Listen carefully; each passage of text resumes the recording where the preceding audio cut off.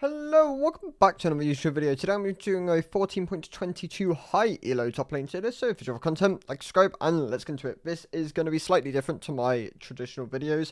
My traditional videos obviously are targeted towards gold to diamond, more like low to mid elo, and these are going to be targeted towards masters plus. I'll primarily just do a top lane one for the moment, as that is obviously the role I play, as is the role I have the most knowledge of, and can kind of just emphasize and expand on a lot of the champions, their strengths, and why I believe they are very pivotal for the success within high elo, and how obviously you have different routes and things you can obviously approach when it comes to picking a different champion.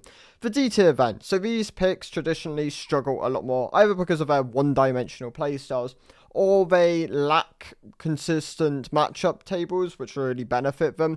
The likes of Trundle and Yorick, obviously very one-dimensional champions, very reliant on low elo, poor macro understanding, which is where obviously a lot of their strength comes from in the lower ranks. In Trundle's case, he's obviously a stat-checking top laner, which relies on split pushing, getting a lot of gold through side laning, poor responses, whether that's through macro, cross-map plays, kind of approaching objectives, stuff like that can all really and chaos can really benefit Trundle. And the same goes for Yorick. Both these champions are very similar in kind of how they want to approach the game, and in my opinion they do struggle obviously a lot more in high elo. A lot more of their matchups are going to be difficult, and oftentimes you're not going to be given the kind of game situations which you really want to perform on these champions.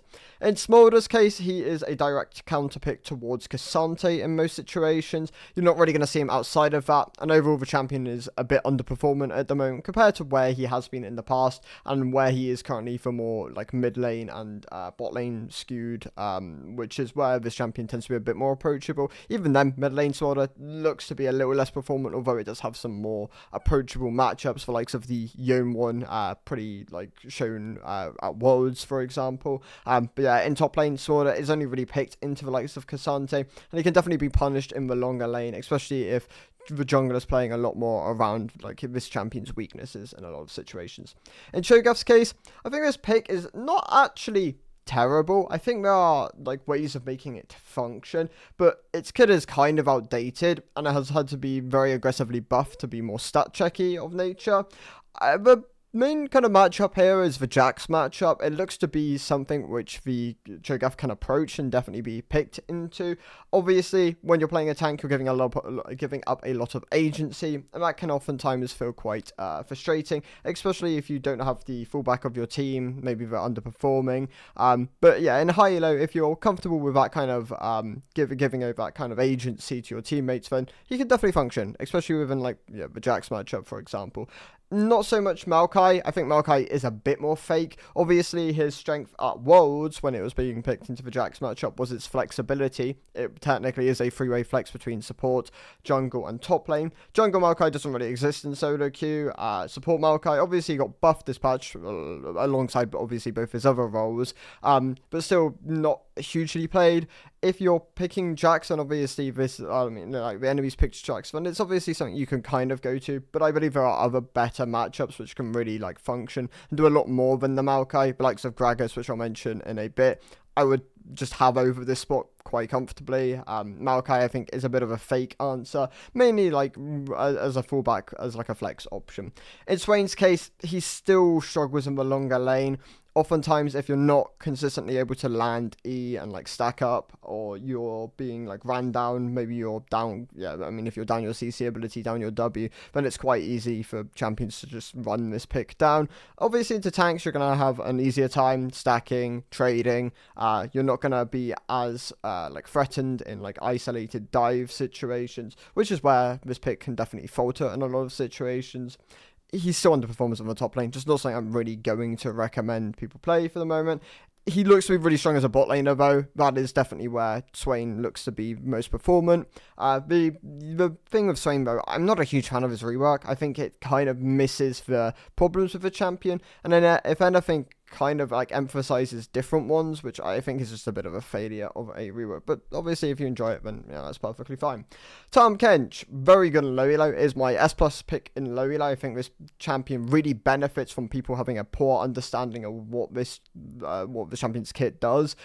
His tongue lash, obviously, if people don't dodge it, is a very, very strong ability and can obviously set him up for success with either the W or the ultimate, or just being able to like chain slow and chase people. Very valuable tools, especially within low elo, where you're more consistently going to be hitting skill shots because people are less effectively dodging them. In Tahm Kench's case, though, he does fall off quite aggressively with elo. He's better as a support option the higher up you go. As a standalone tank within the top lane, he doesn't have great tank outputs. That is one of the core problems with him. Obviously, his E-Shield can be effective at like giving him more durability, but he doesn't have great hard CC options outside of his ultimate one, like a slow on the Q, stun if you obviously get up to that 3 stacks, but people just aren't going to give you that kind of luxury the higher up you go. So Tahm definitely falls us a bit here. Kayle got buffed this patch.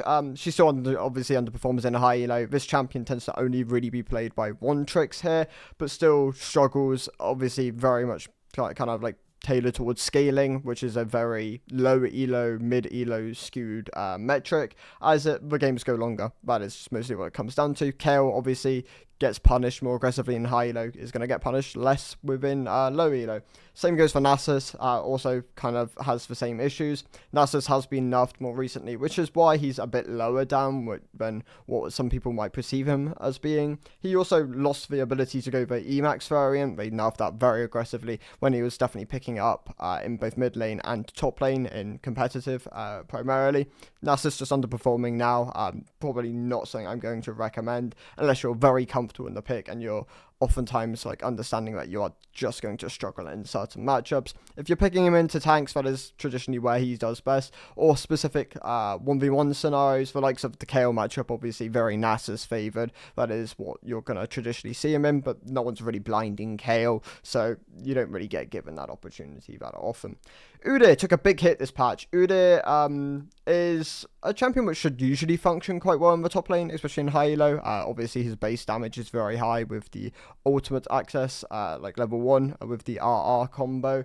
But the problem with him now is that he's just lost so much damage in this recent patch. I honestly think he might get buffed in 14.23, which is going to be obviously disappointing for some people. I know a lot of people really dislike Udyr, and he has been very strong for a while, so don't get me wrong, if you're frustrated about that, that's perfectly reasonable.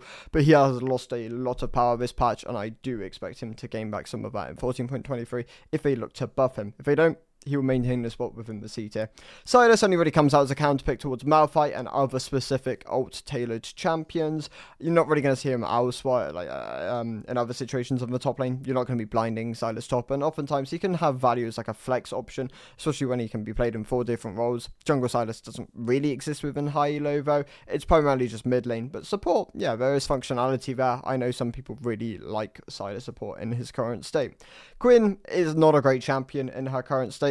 There are just lots of other better ranged options which you have access to at the moment, which can either have more impact through their kits. Quinn's power comes from her, obviously, roam capability, and arguably her burst damage when you're going like a hybrid lethality with like electrocute variant. There's definitely strength there, but overall, Quinn has seen better days. It's just not in a great spot at the moment. And even some of her traditionally winning matchups aren't as like cut and dry anymore, especially with like Steelcap still being a very viable boot option compared to some of the other options which have definitely been quite hit quite aggressively. Sion is still struggling. He's kind of like Cho'Gath but slightly better, I would say. Has more like ways of playing the game. Obviously you can utilize the passive to kind of function in lane swaps. That has been something we have seen. Obviously in high elo you're still not really seeing lane swaps. It is obviously a very competitive skewed thing, but he does obviously have that passive which can definitely manipulate the way some lanes are played, especially if you're like utilizing that to either proxy or to crash waves. There's just unique ways of playing Sion which are going to be more powerful than Cho'Gath's kit. I think Sion is a more approachable champion, slightly better tank. I'd just say he's on a slight tier above at the moment. In Garrett's case, he's been quite aggressively hit this split with the nerfs to the item system. He lost a lot of power from Showbreaker being hit. He lost a lot of power from Zerkers being hit quite aggressively, and overall it's just tagged him down. Obviously, he still has his winning matchups. The likes of Jax is still a Garen favoured matchup. You're not going to really see that as much though at the moment, obviously, because Garen is a bit weaker. Also, alongside that, Camille still runs this champion over. That is a matchup which Garen really just struggling, and often is one of the main reasons he's prohibited from being a blind pick. That combined with the fact that he loses a lot of lanes currently, and that can definitely make this champion struggle, especially within the higher ranks. Mordekaiser got hit this patch. He's still a very good low elo option, tends to still struggle within high elo. His kit is obviously relatively telegraphed. Oftentimes, if he wants to trade with the enemy, he gets baited into pushing the wave. That is one of the ways like most high elo and like elite players will like manipulate the Mordekaiser matchup, just forcing him to perma push waves so you can like hold them under your tower and then put him in like a difficult situation. That combined with the fact that he loses to a lot, just outright to a lot of the like premier picks within the top lane. The like sort of ranged options tend to very much dominate Mordekaiser in most matchups. The likes of Gragas and Cassante can kind of just stall him or like just displace him into like bad situations for this champion. And then like Zac, albeit is going to struggle a bit more compared to some of these options, still functions fine in this matchup, especially if he stays relatively neutral. He can even fall slightly behind and still have more value in some of those later or mid to late game fights. Mordekaiser, just struggles against some of the top of the pool, and it tends to be a bit more telegraphed and a bit more easy to like manipulate how he wants to play the game. Set, still a stat stick option. I know lots of people really dislike the Set Aurelia matchup, but is one of the places where I see Set get played a lot. Obviously, because the E and the like damage output of this champion like comfortably shut her down, and her mobility, which is what she wants to utilize, being able to use the wave to trade with the opponent. That combined with the fact that Set, well, I mean, in Set's current state, he's obviously very kiteable, and that can definitely be quite punishing, considering what the top of the high elo ladder is at the moment. Warwick got changed this patch. It doesn't really do a huge amount to his top lane power. He's still a champion which, obviously, when you understand the kit and the strength of his early game, can be played around. Picking up an early anti-heal can also very much nullify the strength of this pick. In isolated 1v1s, he's always going to be a very strong and like scary opponent, but as like a team fighter, a split pusher, he can oftentimes fall a bit lackluster, and I think that is where some of the clear weaknesses of this pick lie within high elo. Pantheon, obviously also kind of reliant on early game like stomping, reliant on those advantages to kind of maintain his strength throughout the game. If you fall behind on Pantheon, akin to like a volley bear, you are very much going to struggle in the mid to late game fights. If you're ahead of the curve, then you can feel quite good about it. You can often 1v1 and pick out like good targets within fights. He does struggle in team fights though. He's still weak in those scenarios. He is very much built around his isolated damage and 1v1 potential, and that kind of prohibits him from being higher up, in my opinion. So still a good anti-ranged option. We have traditionally seen him come out against the likes of Auroras, Nars, Kennins, Twisted Fates of the past, as like a good answer to them because of the value of Windwall and his mobility in those matchups. At the moment, though, he still struggles. He is a bit weaker with the current item system. We've seen like different variations of like the current items being like your Yuntaos, your Borks. I do believe Yuntaos is on the slight weak side because of its build path at the moment, so that seems to be kind of lent away from, albeit still an option which you can go. Kraken Slayer kind of sits within the same boat at the moment. Bork tends to be his more traditional option. It allows him to obviously trade back in some of those melee matchups quite consistently, and even in range matchups it can still definitely function there. Overall, his main prohibiting factor is the fact that he comes out as a counter pick more often than not, and his itemization is just kind of on the weaker side in his current state. Varus got buffed this patch. He's still a fine top lane option. obviously benefits from his base damage quite aggressively. They've tried to like shift that away on the Q specifically. They tried to take that total AD ratio and the base damage of that ability and push it more towards bonus AD. They want to make it so Varus is built, like if he's building AD, he will like do more damage with that Q and it'll scale better, whilst taking down some of that just baseline value of the ability, hurting some of his like more tankier variants.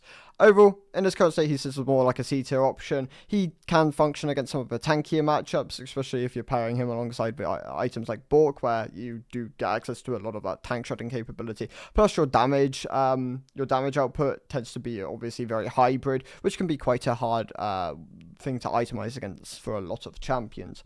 In Vayne's case, once again, like Smolder, she comes out primarily as like a counter pick to some of these tank options. Cassante, I didn't mean to move Cassante, I meant to move Vayne. That is where like a lot of her strength lies, in those matchups where she can kite and not really be like she can't, the target just can't really get onto her. If you're playing into like point and click CC, then you obviously have to be very precise and play around the range of like their flash W, whether that's like a Pantheon or a Renekton, for example. And in certain matchups, like high mobility ones like Aurelia, you can still struggle in those. Overall, it makes her not blindable, but into some of those tankier matchups, I'd say she is a tier above Smolder, but obviously she's in one of her weaker states at the moment, so that prohibits her from being higher. Corki is just pretty strong at the moment, and he does see some top lane play, especially within high elo, where you're utilizing the base damage of this champion combined with the pushing power of this pick. It just gives him some value here. Obviously, it still has the limitations most ranged options do. It will struggle in side lanes, especially later on to the game. If the enemy has chase, tanks will traditionally outscale the likes of Corki because his damage is obviously very early game skewed and very front loaded, and his like overall DPS is just going to be a bit lower compared to some of the other options. But he's still a solid C tier pick. I think you can definitely make this champion function. He's once again just not going to be as blindable as some of the higher ranged options on this list. Alawi got nerfed this patch. She traditionally sits as a low option, especially within high elo. The pick tends to traditionally do quite well into melee matchups and tanks, where you can consistently rotate E, do a lot of damage there. That is like the main matchup tables of this pick. Into high mobility or overwhelm, which she can't really respond to. Maybe that's because they can comfortably dodge her E. Then she can definitely be considerably more punished in those matchups. Heimerdinger tends to primarily just be played by one tricks, but it can still function as a good top lane option. Gives you some magic damage. It can actually just be quite a good niche pick to have open to you, as most top laners will still, like even at the higher ranks, not really understand how to traditionally like approach this matchup, just because of how niche he is in a lot of the situations. Rengar, so the premier elite pick. Within jungle, this champion sits as like a high A, close to S tier option in high elo, which obviously compared to his like D tier standing in both lane, like in both roles for low elo, is considerably better. Still think the pick's slightly on the weak side at the moment. If he gained some more damage, or he gained a bit more durability, which I feel like is probably a more healthy way to go at this champion, but I could definitely see him rising up the tiers. But for the moment, he sits in the C tier, is back to just being primarily played by one trick. You have like different build variations, whether that's like your AD, your crit hybrids, your bruiser hybrids. We used to even see tanks in the past. Obviously, there's not like tank variations at the moment. But yeah, like you have rune choices accessible to you. We've seen like your fleets, your grasps, stuff like that can all function on him, and it just gives him some variety within some specific matchups. But once again, comes down to primarily just OTPs and how they want to play those matchups. Skarner, I'm not a huge fan of Skarner top. I think his mana costs are quite egregious currently, and like his damage output has obviously been considerably higher, and it made him very oppressive as a laner, but it's been quite heavily stripped down at this point, and it does make his trading power within lane quite poor, and oftentimes a lot of the better champions within high elo will consistently just kite him out, force him to burn his mana to like farm the wave. It just makes his champion struggle a bit more. He still functions as a tank option though, and a flex pick if you so desire it. I just think he sits as more like a C tier option at the moment. Galio leads off the B tier. I think this pick is great. I love the fact that he has good base damage. I think that the nerf towards his mana wasn't huge. It did something. Obviously, considering the champion goes like Hollow Radiance, so he doesn't build a mana item, which does hurt him in some of those scenarios. But what you're traditionally picking him into is the likes of a Rumble or an AP matchup. Even like an Aurora, for example. Galio can function in these matchups. A very good Aurora will oftentimes just kite you out, which can be quite punishing. So it's not something you're just going to consistently whip out. But if you're needing a tank option with decent base damage, good anti-magic capability, then Galio is a good option. And I think he deserves a solid spot within the B tier. Not saying I'm going to recommend it, obviously, all the time. He's matchup dependent, but yeah, he's a good B tier option. Kind of akin to Malphite, who I'd say is the the armor equivalent of Galio. If you're looking for something great at shutting down a lot of the AD matchups, you're looking for something a bit easier to pilot, then Malphite is a great option. Obviously, you can't blind this champion. If enemy team locks Silas, you are going to lose the game more often than not. But if enemy team has already locked a lot of AD champions, you know, Silas isn't going to come out, you're playing into something like a Jax maybe, then Malphite can definitely function there. Same goes for a lot of matchups, your Jaces, your Nars, even like your, I guess, Renekton's, he can still function in those. And yeah, I think he's a solid B tier pick. Once again, gonna come out as a counter pick in most scenarios.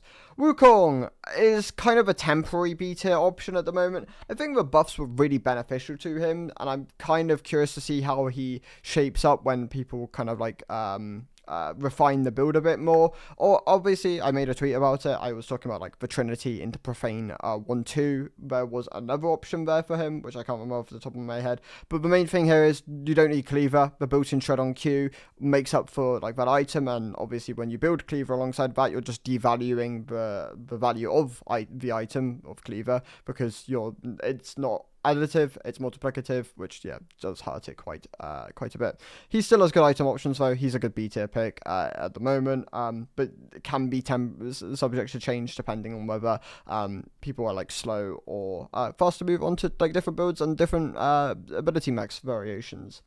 Kled sits as a B tier option, once again primarily played by One Tricks. I think the main matchup which comes to mind is for Kled Aatrox matchup, where Kled can obviously be very powerful, dodging his Aatrox's abilities quite comfortably, oftentimes just being able to overwhelm the matchup combined with the anti-heal. It does just give Kled, it's a very nice matchup for him. So if you see blind Aatrox and you want to learn Kled, then that can definitely be a good matchup and something which you can pick him consistently into.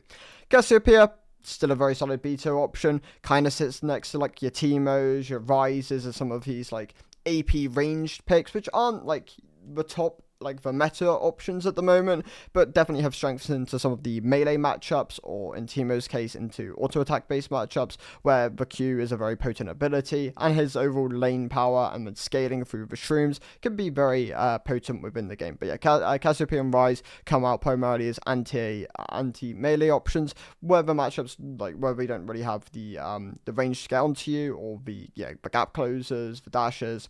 These two picks can be very potent in those scenarios. Akali is a good B tier option. That's Singed. Akali is a great B tier option. Her strength within the top lane has definitely gone up more recently. It's been something which I've been aware of for a while, but Akali top has actually looked a bit better compared to where she has been in some of her past iterations. Obviously, you have the two build variations. You have the burst one, where you can go items like Shadow Flame, your Storm Surges, your Rocket Belt, and then you can opt into some more bruisier variants for like sort of Leandries can function quite nicely on this champion. Riftmaker, also an option open to you. Overall, she sits as like a solid B tier option. Not going to be like a meta pick, but definitely functions as a good AP top lane assassin if it fits within the comp in some of those scenarios. Urgot sits as a B tier pick. I think this champion, I mean, obviously Urgot has not many winning matchups within high elo. Most people understand the strengths of this pick. His level 1 with E, his level 9 with Toggle, all very potent spikes of this pick. Combined with like first item, level 13. This champion definitely has very clear win cons on when he is at his strongest. His main kind of weakness comes from the fact that the levels through like 2 to 8 can sometimes feel quite underwhelming compared to a lot of the top lane roster. The main matchups you want to be looking to pick Urgot into are Shen, Singed, and Camille. all three of these matchups very got favoured. In the Shen one, obviously you can opt into the likes of Hullbreaker, and if Shen ever ults, you can oftentimes siege his entire tower. Singed, pretty similar, and in the Camille one, you oftentimes just dominate her in the matchup. E has prior over her E. So if she like looks for those angles or looks to trade into you, you can oftentimes just outright beat her. There are other winning matchups like Riven, and there are more to mind. But they tend to be a bit more skill orientated when you get into those higher ranks, which is where some of Urgot's limitations come in. Talk about Singed, he's a solid beta option. It often comes down to just how you pilot this pick, utilizing the effectiveness of his DPS, and the obvious weakness of this pick is the fact that he doesn't have a very interactive laning phase. He will lose lane to most picks within top lane, but his strength comes at like 1-2 items, and then being able to like proxy, and the way he can just manipulate different game states. It can cause very chaotic kind of situations, which play very much to like Singe's advantage. It also kind of prohibits him from being at the higher tiers, as when this kind of chaos is like limited, maybe you're just not able to really get those proxy angles, then yeah, he becomes considerably weaker, and it can definitely be harder to pilot this champion, especially if he's very slow to get his like first and second items online. Tryndamere, still a B tier pick. You're obviously running your Grasp with Ravenous or your Fleet with Ravenous, and then utilizing that sustain to kind of like trade out and war of attrition people in lane. He does have some losing, I mean, he has a decent amount of losing matchups, like the ones where you can't really effectively find those advantages, and then they won't really give you the capability to like siege on sides. It's kind of like akin to like a Tryndamere or a Yorick, but obviously the dash can kind of be the altering factor, and the sustain which he has built into him, albeit Trundle has also decent sustain. But yeah, Tryndamere, the main thing is the E dash, just giving him the functionality to be stronger in more matchups oftentimes. Vladimir, since it's a beta pick, obviously the champion has the one play style, like, or, I mean, two rune choices, the phase rush of the area. It depends on whether you want like a bit more harass or the safety net of phase rush, which is more traditionally something opted into in the top lane. Alongside this though, he has good trading. His limitation does come from the item spikes, and when he is strongest within the game. Like, if you're not really given those opportunities to fight when you want to, then this pick does definitely fall down a bit, which is, yeah, once again where some of his limitations comes in. He also struggles a bit more into some of the ranged options if he isn't able to consistently Q and they outspace you. That can definitely be quite a punishing like problem with this champion. The likes of Aurora, once again, like the ranged options, which are performing really well at the moment, do beat Vladimir if he's never really able to consistently Q them or like, yeah, fight back in those matchups. Mundo sits within my beta. He is still a solid tank option. Obviously, he's not going to be given the free scaling lanes, which he is within low elo, which is where he is his strongest. He sits as like an S tier pick there. But he's still a solid tank option within high elo. And oftentimes it does come down to composition. Like, if enemy composition doesn't have the tools to really kill you, especially like in those mid game to late game scenarios, then Mundo will stomp games. It is very hard to shut down Mundo when he is advantageous. Once he has like 1, 2, 3 items, whether it's like a Heartsteel or a Warmogs, into like an Unending Despair and a Spirit, this champion could very quickly become very unkillable, especially with his ultimate and his passive. Mundo, a solid B tier tank. Ornn sits as a B tier tank as well. There's just a lot of matchups which Ornn loses to. Like, if you can pick Ornn in matchups where they don't really have the tools to fight back consistently against you, or they are a bit more reliant on their base damage, and you don't die early, then Ornn can very effectively like stay alive and outscale them in a lot of situations. His base damage is also very high. Like, Ornn doesn't have to build offensive options as items to have good base damage. Like, his triple brittle combos, his ultimate, his W as like, and like Q as like pushing abilities can all be very powerful. And yeah, it just gives him the functionality to trade back against a lot of lanes. But a lot of champions will kite him or make exploit him for like his single dat or his dash on his E. But there are ways of playing around it. You can obviously use W as like an unstoppable to mitigate a lot of his CC, which can prohibit him from existing in certain lanes. The things you have to be careful of are the likes of like your Fiora matchups, your Aatroxes, your ranged picks, which can comfortably kite him out, can all be quite hard for Ornn to play against. Jay sits as a B tier option, obviously very pilot driven pick. If you space effectively on this champion and you maximize damage output, he can be a very effective pick. He does struggle into some of the tankier matchups, like his anti-tank tools are just not as good as they have been in the past. The likes of Grudge is a considerably weaker item at the moment compared to, once again, where it has been as like a previous option. And that does, make him struggle a bit. He will, be punished in those mid-game scenarios or even like early lane if you're not able to get like an early advantages with like utilizing your swaps and like your additional abilities which you have over the opponents. It can definitely be something which he can struggle with if he's not getting those early advantages. Gangplank, I think, is a very underrated pick at the moment. The buffs he received more recently really did help him quite a bit. Having access to more barrels can be very effective.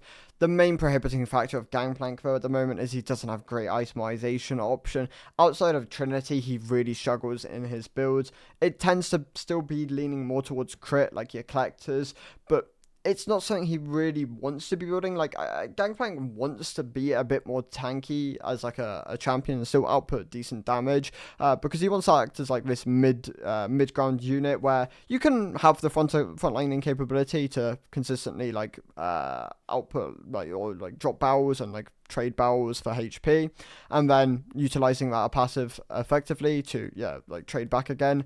That it requires him to build some sort of HP to really make use of, but that obviously does come at the cost of some of your damage, which oftentimes can be just too much, and that is why he still goes 80 crit variants with your collectors, for example. Gwen has been elite skewed for a while. This pick obviously really benefits against tanks, where you can really make use of the true damage and her percentage health damage. Into some of the more high mobility and dive matchups, she can really struggle. That is where some of her weaknesses are a bit more apparent now, especially after she got nerfed. Pre-nerf, I would say she would have sat as a high A tier option, but she got nerfed very aggressively, and that did hit her quite hard, and it does drop her more towards a mid B tier option at the moment in high elo. Olaf comes in as a counterpick to tanks as well, or champions very dependent on CC. The likes of Argot, obviously Olaf runs that matchup. Ornn is another one, for example. Another strength of Olaf is the fact that he's built in Shred on his Q, meaning he doesn't really need to build items like Cleaver, and once again enables him to be stronger in most tank matchups. Into matchups which can either kite you out a bit more, or just overwhelm you a bit more, whether that's where you can dodge your axes, or they just have the raw damage to outdo you. He can definitely struggle in those scenarios, and that does prohibit him from being a higher tier option. Plus his mana cost on Q is very aggressive, and oftentimes very reliant on him being able to consistently chain hit it to really maximize his strength within the laning phase. Volibear and Rumble wrap up the B tier. In Volibear's case, he is very reliant on his early game base damage to snowball lanes and really get his items online, whether that's your tank variants with your Fimbulwinters and your Unending Despairs, or your raw AP options like your Rowers, your Riftmakers, and then a Flicker Blades within that. It really depends on what you have on Volibear, but the same goes in most of those matchups. He is very dependent on early game snowballing, but there are a lot of matchups he can really dominate in. The likes of Riven, for example, it can be very hard to ever trade into him because of his raw damage and the CC which he has accessible on a point and click ability. In Rumble's case, he should be higher for high elo, but he's in a pretty weak spot at the moment. Obviously, he's a competitive nightmare in a lot of these spots. His ultimate is a very powerful tool, combined with his base damage, and then obviously he got the base health buff this patch. He's still very early lane skewed, and that is still going to be more high elo skewed. In low elo, I still think I have him as a C, possibly even a D tier pick, but for high elo, definitely sits as a high B tier option, but still has some of the same weaknesses, his scaling's bad, and oftentimes if lanes can kind of resist him, then it really prohibits him from ever really being strong or coming online within the game. Poppy is a great tank option. She obviously has the Bruiser alternative with Yasunda's Skies, but as a tank, she has great shutdown capability, and that can be a very potent thing to have, especially when she has as much flexibility as being a jungler and a support. So she can even come out early in drafts and enable other picks to be utilized as counter champions to really be quite effective as an option. Obviously, you want to show her once she like you're playing her into guaranteed mobility. That is where she obviously does best, where you can make use of the W. But her base damage is still very high, and her tanking capability is still very strong, and it very much deserves her as a spot in the A tier. Fiora, still a very elite skew pick. Honestly, the 3 other horsemen are here alongside her. Your Aurelia, your Rivens, your Camille's. Camille has more traditionally been the pro allowed pick, where this champion has the E, which enables it to be like this this pro functionality option, because it has a bit more dive, is a bit more of a safety net, and can oftentimes function at a bit more low econ. You still akin to all 3 or 3 others, 4 of these champions really require a lot of gold to be powerful within the game. You want that Trinity spike, you want the Ravenous Hydra spike. You do have considerably a decent amount of losing matchups. The likes of Renekton obviously tends to be a very hard one, which is very popular. The likes of Jax also very hard for Camille to ever really win that. Teemo is a niche one, but still very much dominates in those matchups. In Riven's case, it mainly comes down to stats checky champions, which can oftentimes beat her out, or champions which are like anti-mobility or anti-dive. She can really struggle into those options. But if you're very good at piloting Riven, you're making use of the Q auto and like maximizing damage output, then she's a very potent pick and a great A tier option.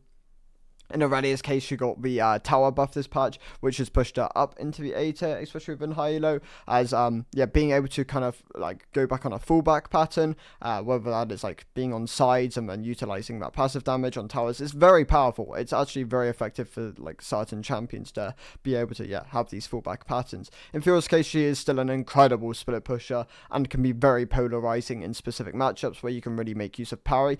But even in some of her like deemed even matchups or like skill matchups, if you're utilizing parry just for the slow and the attack speed cripple, it can still be very effective, and you can still definitely run people down. And that tends to be the difference between an okay Camille, where you're like very dominant in your like winning matchups, your tank matchups, compared to like an elite Fiora, where you can really dominate. I might have said Camille in the first one, but like an elite Fiora where you can really like take those skill matchups and like dominating those as well, utilizing your high damage output, your split push potential, your maximizing gold effectiveness. She can be a very potent champion and is very deserving of an A tier spot. She has been stronger in the past though. I think she's probably on one of her weaker iterations at the moment, but still, when you pilot this champion well, it's a clear difference between like a good player and one of the best of the servers. The other picks here, we have Shen, who is weaker this patch. He got nerfed, and it definitely took him down from like an S tier tank to like an A tier tank. He has more losing matchups now. He's not going to be able to cycle passive as consistently. Obviously, the matchup tables which he was winning in, he's still going to be winning. It mostly just comes down to those losing matchups where you're not going to be able to survive as consistently.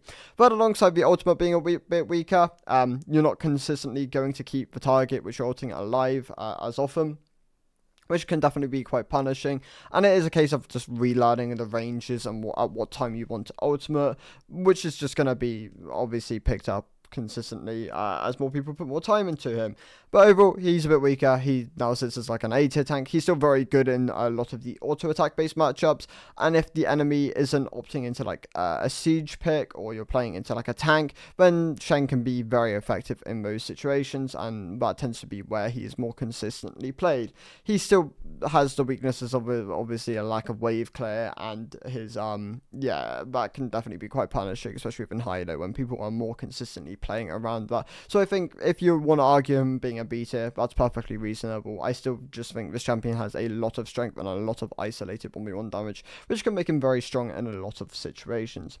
The other champs in the A tier then are Darius, who has had a bit of a glow up over time. He obviously is very dominant in a lot of the tank matchups where they don't really have the tools to fight back against him, and he can obviously just stats check them. In some of the melee, like high mobility melee matchups, they become skill, and if you can apprehend correctly and you're maximizing your damage output, then he can oftentimes win in those situations as well. And it comes down to how well are you team fighting, how you approach team fights, which is where the difference maker comes in. He does lose to range though. That is still a big limitation of Darius. Some of the range matchups which can just kite him out can be very hard for him to play, which is why it kind of prohibits him from being an S tier pick within high elo. Once again, like your Auroras, your Cannons, for example, just very hard matchups for him to pilot in. Yone is actually better into those range matchups. He tends to be very reliant on killing squishier targets as some of his strengths, but like anti-mobility, some of the skill-orientated ones can definitely be quite hard for him.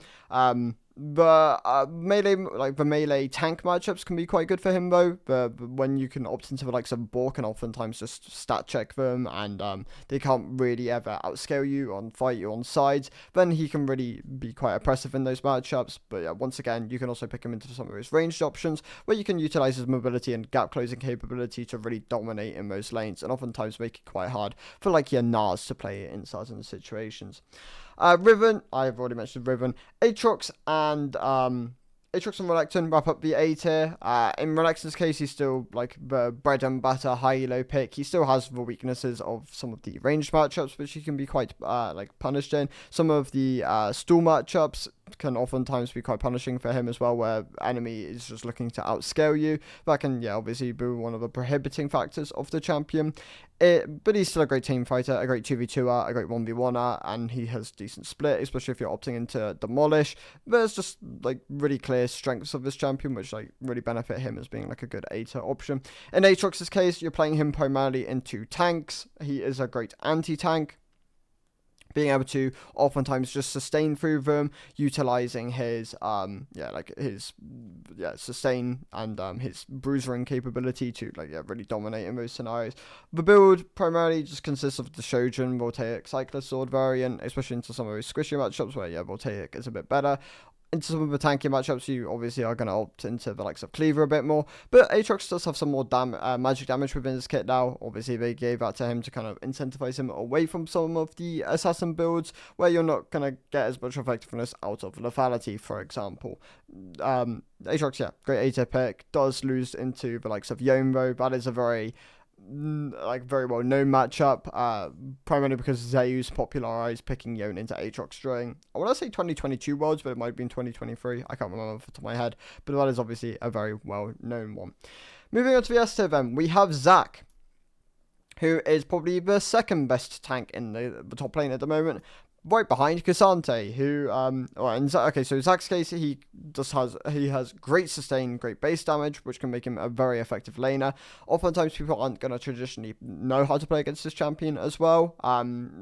Being able to deny Zac's blobs is a very core matchup dynamic, dependent part of the matchup, which can very much manipulate how it is effectively played. But Zac is a great mid and even late game tank. Obviously his strength is his mid game, and sometimes he can fall a bit flat later on, especially if he's ever falls behind or is even with the curve. That is he can get outscaled by other tanks. In Cassante's case, he is also a very strong laner. The amount of damage this champion is accessible to, has access to, with the likes of Grasp, Shield Bash, if you're opting into the likes of Scorch, if you're opting, and then you have your Q, if you have early resist, it can all add up to a lot of damage, and that can be a very potent thing about the champion, especially in Elite at the moment. And overall, he wins a lot of matchups, especially early on into the game. He can get outscaled, especially if the enemy is able to consistently dodge W, where a lot of Cassante's damage is now kind of being pushed towards, especially in mid to late game scenarios. That true damage burst is really what you're looking to consistently hit. But he's the premier tank at the moment. I'd say Shen was here as one of the free tank options, but Shen is a tier below. I'd say Cassante and Zac are your go-to tank picks.